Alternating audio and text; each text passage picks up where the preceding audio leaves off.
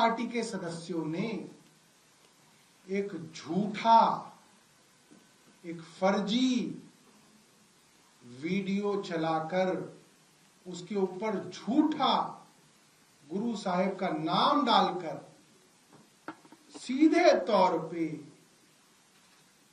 सिख धर्म की और गुरुओं की बेअदबी की है। इसमें अब कोई गुंजाइश नहीं बची। और इस तरीके से एक वीडियो जो आप सबके पास है, मैं आप सबको एक सलाह दूंगा, सबको, कपिल मिश्रा ने जो वीडियो ट्वीट किया है, आप उस वीडियो को सुनिए कि आतिशी जी ने क्या कहा है। आप सुन लीजिए, आप सबके पास कान है, ईयरफोन है, स्पीकर है, सब सुन लीजिए।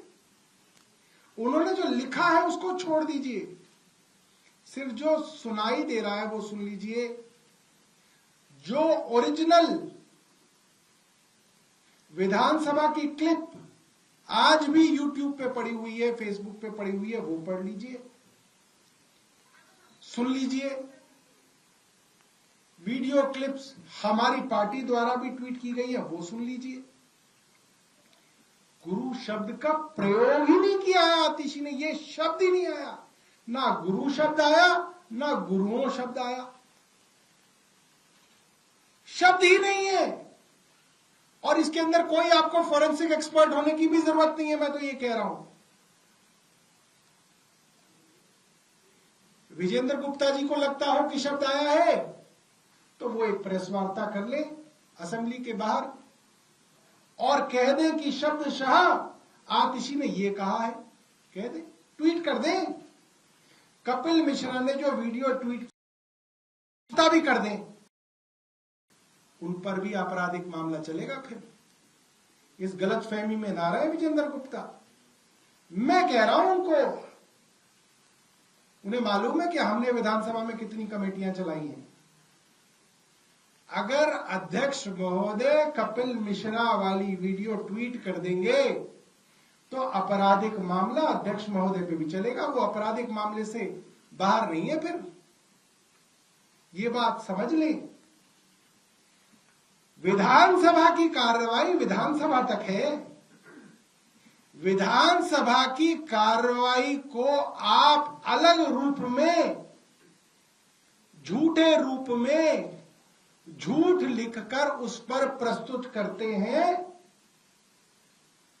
तो उसमें आपराधिक मामला बनता है। किसी भी कानूनविद से बात कर लें, किसी भी कॉन्स्टिट्यूशनल एक्सपर्ट से बात कर लें, और कोई ज्यादा समझदार बनता हो तो मेरे सामने आ जाए, किसी भी टीवी चैनल पे बहस कर ले, इस पे हम तैयार हैं। ऐसा कोई ना होता है। आपको क्या लगता है आप प्रिविलेज शब्द का इस्तेमाल कर लेंगे, लोग डर जाएंगे कि अरे गुप्ता जी के पास प्रिविलेज आ गया? ऐसा नहीं। आप एक वीडियो को छेड़छाड़ करके उस पर झूठ लिखा, जिसने लिखा उसके ऊपर आपराधिक मामला चलेगा। और आज जनरल भाई हमारे साथ हैं, जनरल भाई की अगुवाई में हम लोग महात्मा गांधी जी की समाधि पे जाएंगे और प्रार्थना करेंगे कि सिख गुरुओं के नाम पर इस तरीके की ऊंची राजनीति जो भारतीय जनता पार्टी कर रही है, महात्मा गांधी जी उनको थोड़ी सद्बुद्धि दें, देश में लड़ाने के काम ना करें, प्यार बांटने के काम करें। मैं जनरल भाई से कहूंगा कि वो अपनी बात आपके बीच में कहें।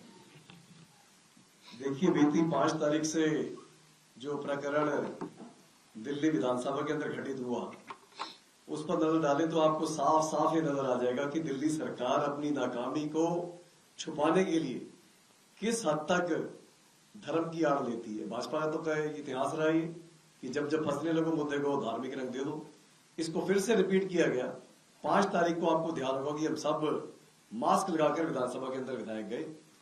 भाजपा की दिल्ली सरकार को चिंता होगी भी अब तो प्रदूषण के ऊपर ये AQI के अंदर सवाल जवाब होने, विधानसभा के अंदर तो कुछ ऐसी रंगत दे दो कि इसके ऊपर हम बच जाए जवाब देने से। और बार बार मैं कह रहा हूं, खेद का विषय ये है कि अध्यक्ष का पद निष्पक्ष पद होता है। अध्यक्ष की जिम्मेवारी है कि अगर विपक्ष का कोई सवाल है तो सरकार से उस सवाल के जवाब दिलवाएं, ना कि आप सरकार की ढाल बनकर बीच में खड़े हो जाएं। पर यही हुआ, इसी चीज का खेद है। अगले दिन जब सवाल जवाब शुरू होने थे तो विधानसभा में एक बेबुनियाद मुद्दे को पैदा किया गया। जैसा सौरभ भाई ने बताया कि बेबुनियाद शब्द मैंने इसलिए यूज किया कि उसमें कहीं भी गुरु साहब का नाम ही नहीं लिया गया। उस मुद्दे को इतना बड़ा चढ़ाकर पेश किया गया कि नेता विपक्ष सतीश जी द्वारा तो पता नहीं क्या कर दिया गया। मुझे लगता है अगर गुरु साहिब की बेअदबी किसी ने की है तो वो भारतीय जनता पार्टी ने की। और पूरा सिख समाज इस चीज को कभी नहीं भूलेगा कि भाजपा अपनी ओछी राजनीति को छुपाने के लिए, ओछी राजनीति करने के लिए गुरु साहब के नाम को अपनी ढाल बना रही थी। और जिन गुरु साहब का नाम आप ले रहे हो, श्री गुरु तेग बहादुर साहब के नाम से आप जोड़ रहे हो, तो उन श्री गुरु तेग बहादुर साहब का इतिहास पढ़ लो। कश्मीरी पंडितों को औरंगजेब के आतंक से बचाने के लिए उन्होंने अपनी शहादत दे दी थी, पर कट्टरवाद के आगे झुके नहीं थे। तो अब कट्टरवाद अगर भाजपा करेगी तो हम उसी गुरु साहब को मानने वाले, उन्हीं के सिख हैं, चाहे जो भी करे। गुरु साहब का साफ और स्पष्ट हमारे को फरमान है कि धार्मिक कट्टरवाद के आगे हमें नहीं झुकना। और भाजपा धर्म के पीछे छुपकर, गुरुओं के नाम के पीछे छुपकर अपनी ओछी राजनीति करना बंद करे।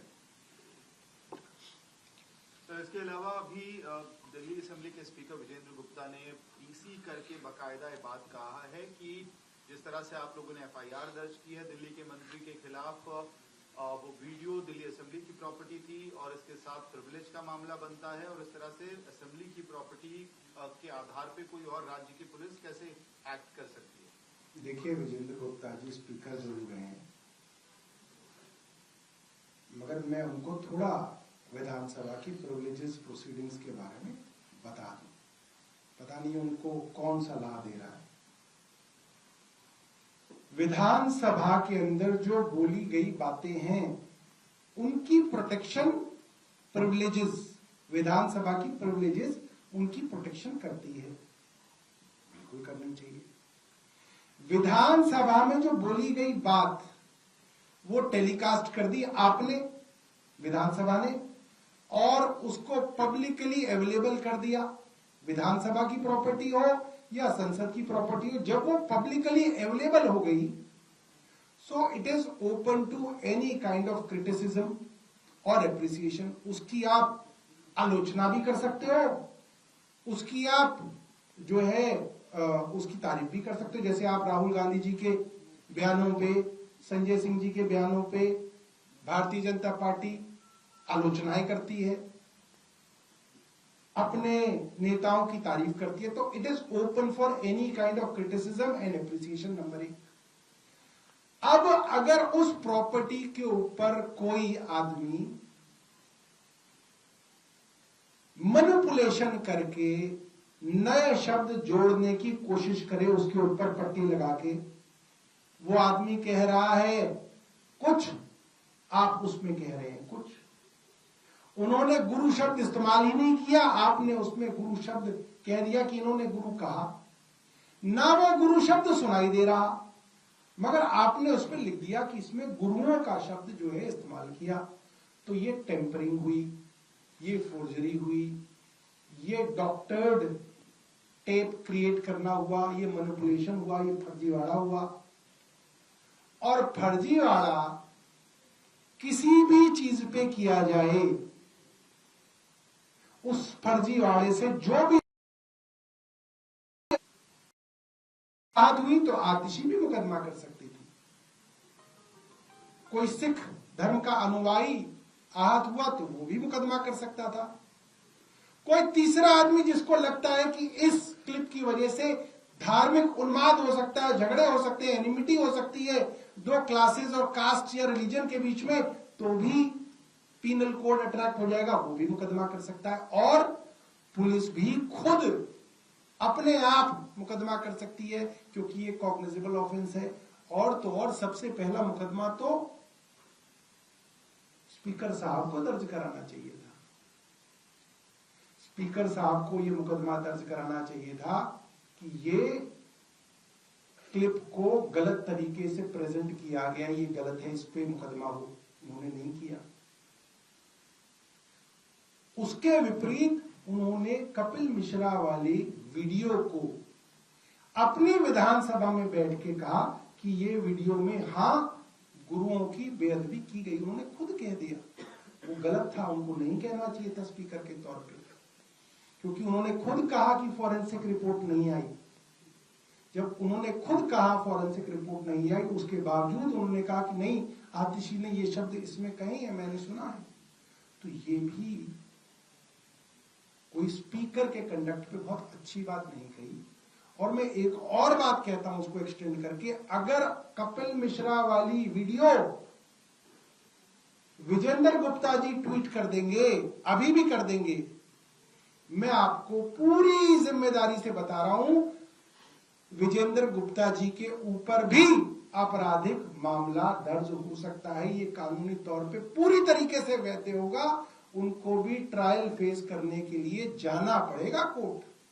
और विजेंद्र गुप्ता जी किसी गलतफहमी में हो तो वो किसी कानूनी विशेषज्ञ से बात कर लें, या मेरे को आमने सामने बुला लें, हम टीवी पर लाइव जो है चर्चा कर लेंगे। इसके अंदर कोई वो नहीं है। तो प्रिविलेज कुछ ऐसा नहीं है कि आप एक हवा बना दिया कि साहब मैंने तुम पे भी प्रिविलेज कर दिया, मैंने पुराने स्पीकर पे भी कर दिया, मैंने पुराने मुख्यमंत्री पे भी कर दिया।